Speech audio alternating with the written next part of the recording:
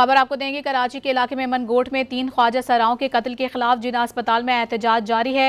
ख्वाजा सराओं ने मुल्जिमान की फौरी गिरफ्तारी का मुतालबा किया है। मजीद जानते हैं डॉन न्यूज़ के नुमाइंदे इमरान हफीज से। जी इमरान, बताइएगा क्या मुतालबात किए जा रहे हैं ख्वाजा सराओं की जानिब से?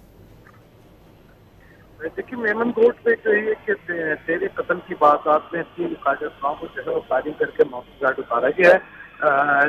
वैसे 2 इब्तदाई तौर पर शनाख्त हुई थी, लेकिन अभी जो है वो नादरा की मदद से 2 की शनाख्त जो है वो हो चुकी है, जिसमें एक की शनाख्त जो है जेन और दूसरा जो है वो एलेक्स रियासत के नाम से की गई है। दोनों ने अपने नादरा डेटाबेस से खुद को जो है वो अपनी हैसियत मत दिखाई दी थी।